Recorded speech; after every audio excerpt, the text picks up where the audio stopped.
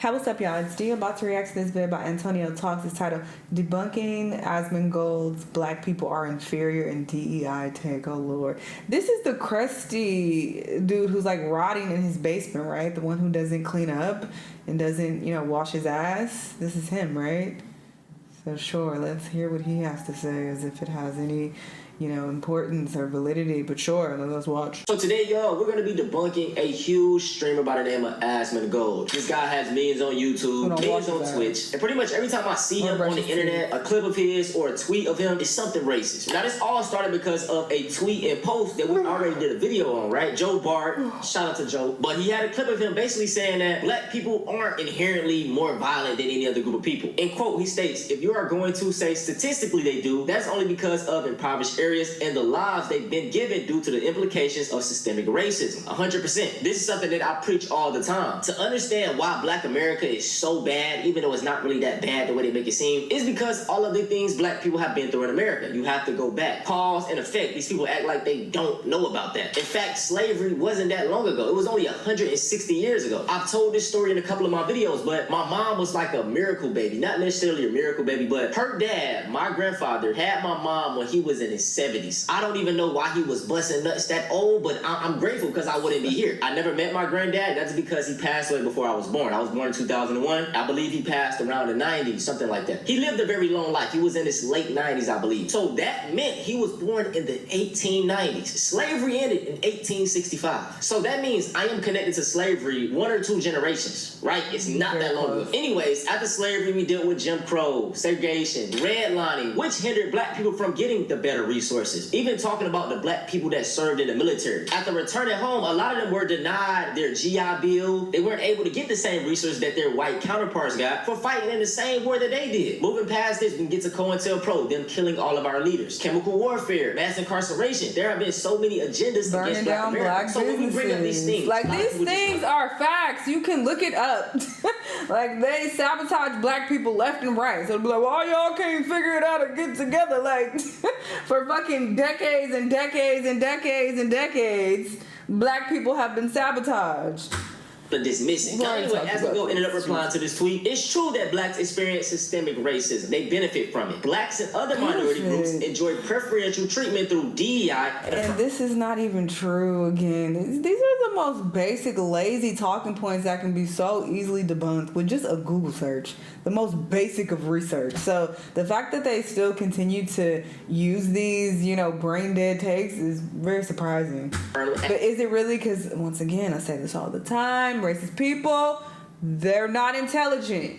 Action at the expense of white and Asian Americans. Socioeconomic conditions is a cope, and everyone knows it. When I talked about this in my previous video, I didn't explain it right. Now, for one, y'all, when they talk about DEI, it's pretty much a dog whistle. And it's just so funny because these people don't even do their research and realize that DEI, it doesn't help black people as much as it helps other groups, specifically white people. Did y'all know that white women are the biggest beneficiary of DEI? Know this? Also, DEI isn't just something for black people. DEI helps gay people, disabled people, veterans. So I just find it funny that a lot of them love to put black people at the face of DEI when it's not true at all. But I explain this all the time, man. Equality equates to oppression to these folks. And in 2026, I would say that things are kind of getting on an equal playing field. As black people, bro, we can do anything. We see greatness all the time. In fact, my timeline for these past few weeks have been just black excellence on black excellence. Black people graduate with doctor degrees, engineer degrees. Like, we've been doing amazing things, but this is the stuff they don't want to show. And the truth is, white mediocrity cannot get you as far as they used to. These white folks got to compete now. They can't just get what they pawpaw passed down to them. This is why we see so many white folks in 2026 complaining about the economy, crying about Trump doing these things. We keep telling y'all this. Racism is nothing but an excuse for capitalism. They don't care about y'all either, but they keep y'all blinded with this racism to make you feel like you're more important. Whole time you getting fucked over even worse. So Asmongold responds to Hassan and claims that black people are genetically inferior and socioeconomic conditions is just a cope. They are, it's a fact, is what he said. And let's take a look at the clip. Preferential treatment through DEI and affirmative action at the expense of white and Asian Americans. Socioeconomic conditions is a cope and everyone knows it. Yes, correct. I mean, this is the Elon Musk style. No, they are genetically inferior and socioeconomic conditions are a cope.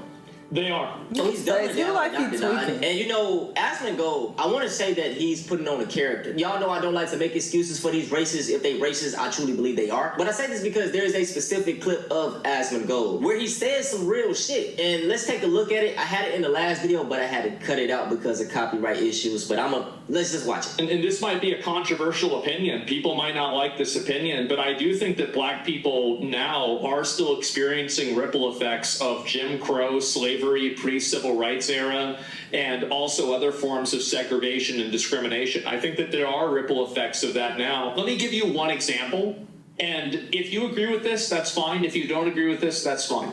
There are almost no black people in America that have had more than 2 or 3 generations of people that were properly educated because of segregation.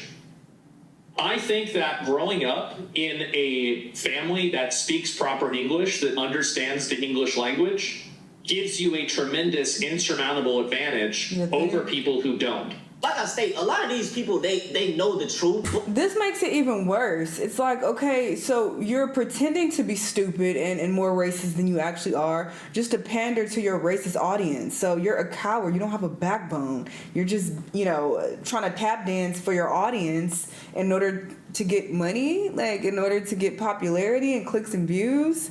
That makes you a coward. That's really sad if that's what you have to resort to in order to be successful online. Like, I've already talked about the Hodge twins doing this. Myron does this a lot, so it's definitely not unique. A lot of people do this online, but it's very sad if this is your job to pander in such a despicable manner. But their audience don't really want to hear it. It's cool to be racist in 2026. It's cool to be, dropping the N-word. The edgy teens and even these older white folks, they love it. And even just going back to what he stated, a lot of y'all think this shit was so long ago. Like I stated, slavery was only 160 years ago. Rosa Parks died in 2005. The first girl that got integrated now has a TikTok, Ruby Bridges. So when they talk about being genetically inferior, that is not the case at all. You guys always just had more resources. And even just talking about being inferior, just even this stuff on our skin that make it this copper color, melanin. To be fair, white people, y'all do have melanin, but black people have more. And if you didn't know, melanin is pretty much in every single part of the body. The skin, the hair, the eyes, your teeth, your brain. And there are so many studies coming out just proving how powerful this melanin is, which black people have more of it. Wouldn't it mean that, you know what I'm saying? Not to be pseudo. And I'm gonna show y'all a clip of a white man stating something, because what you notice is that, man, y'all will believe it more from a white man's mouth. I could say the same thing. Shout out to Joe Bart, but he's been saying something that I've always said, and it's been going viral. You know what I'm saying? I've been stating this, but it just went viral because a white man said it. So that's why I say, man, as white people, and you want to, be down with the fight, use y'all platform to speak out, because sad to say, it'll go more viral. It'll attract more attention, and it'll bring more truth to what it really is, okay? Melanin might be able to absorb radiation and redirect that energy for other functions in the cell. So researchers are studying these unique fungi to potentially use their melanin to solve problems like